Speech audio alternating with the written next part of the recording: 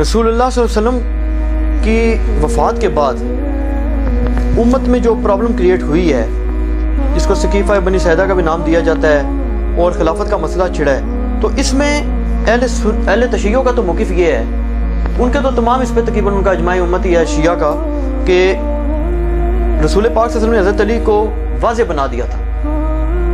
اور اہل سنت میں یہ ہے کہ اہل سنت یہ تو اکثر کہتے ہیں کہ کسی کو بھی نہیں بنایا، لیکن رسول پاک صلی اللہ علیہ وسلم نے ایسی نشانیاں دے دی تھیں کہ جس سے واضح ہو رہا تھا کہ حضرت ابوبکر رضی اللہ عنہ خلیفہ بنیں گے۔ تو اس پہ تھوڑا آپ کا موقف جاننا چاہ رہے ہیں بہت سے لوگ کہ آپ کی اس میں کیا تحقیق ہے؟ دیکھیے میرے بھائیوں، میں نے اس کے اوپر اپنی تحقیق جو ہے نا 3 گھنٹے کے اندر ریکارڈ کروا دی ہے۔ اب یہی بات ہے، میں 3 گھنٹے دوبارہ تو نہیں اس پہ بول سکتا، میں اب اپنی بس مختصر سی اس کے اوپر ہی آپ کو جواب دے سکتا ہوں۔ میرا لیکچر ہے مسئلہ نمبر 55B 55B وصی رسول کون ہے صلی اللہ علیہ وآلہ وسلم اور حدیث قرطاس کا تحقیقی جائزہ۔ وہ جو حدیث قرطاس اہل تشیع کی طرف سے اٹھائی جاتی ہے نا محرم کے دنوں میں، کہ حضرت عمر جو ہے وہ کاغذ قلم کے درمیان حائل ہو گئے تھے، اور وہ مسلم میں بھی ہے، اور امام مسلم لکھا، میں عوام الناس کے لیے لکھا۔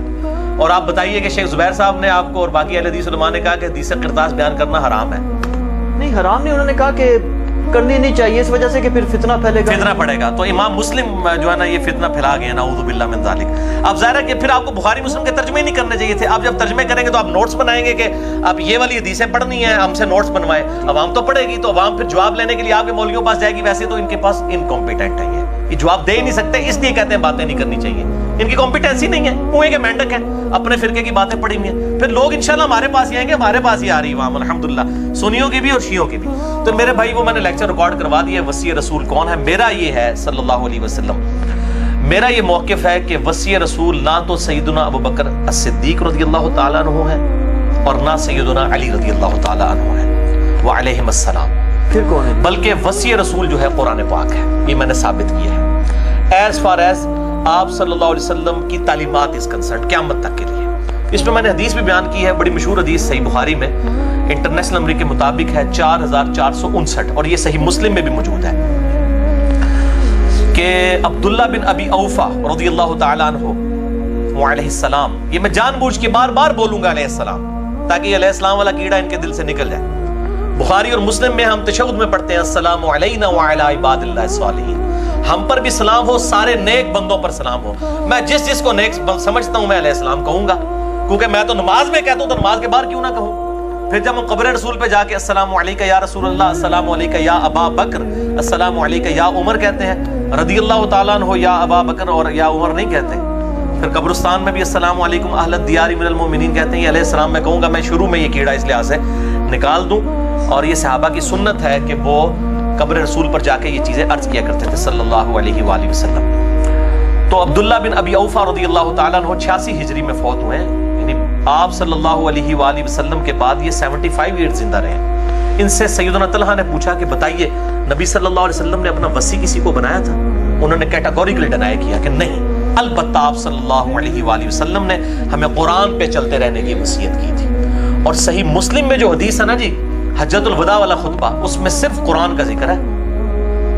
حیران کن بات ہے، 3950 نمبر حدیث ہے کتاب الحج چیپٹر میں، پورا خطبہ ہے، جابر بن عبداللہ سے وہ خطبہ بیان کیا، اور بیان کیا امام باقر علیہ السلام نے، امام جعفر کے جو والد ہیں اور امام زین العابدین کے بیٹے امام باقر جو ہیں، وہ ملنے کے لیے جاتے ہیں جابر بن عبداللہ کو رضی اللہ تعالیٰ عنہ علیہ السلام کو، وہ نابینا ہو چکے ہوتے ہیں، تو ان کو جب پتہ چلتا ہے میرے نبی کا بچہ آیا تو وہ پروٹوکول دیتے ہیں، اور پھر ان کے سینے کے بٹن امام باقر کے کھولتے ہیں، وہاں پہ آئے گا محمد بن علی بن حسین، امام باقر کا نام تھا محمد بن علی بن حسین، علی بن حسین امام زین العابدین کا نام تھا۔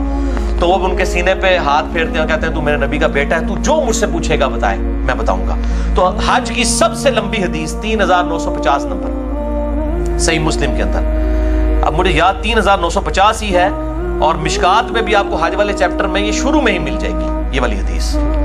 2950 ہے یا 3950 ہے، بل وہ دیکھ لیجیے گا، چونکہ اب فی البدی گفتگو ہے، اس طریقے سے بھی نمبر یاد نہیں رہتے۔ بال مشکات میں حج والے چیپٹر میں آپ کو پہلے نمبر پہ وہ حدیث مل جائے گی۔ تو اس حدیث میں جو خطبہ ہے نا کہ آپ صلی اللہ علیہ وسلم نے حجۃ الوداع کے موقع پر، یہ لفظ ہے حجۃ الوداع، ودا نہیں ہے، ودا، فرمایا تھا کہ میں اپنے بعد تم میں وہ چیز چھوڑ کے جا رہا ہوں جس کو پکڑ لوگے کبھی گمراہ نہیں ہوگے، وہ اللہ کی کتاب ہے۔ سنت کا ذکر مسلم میں نہیں ہے۔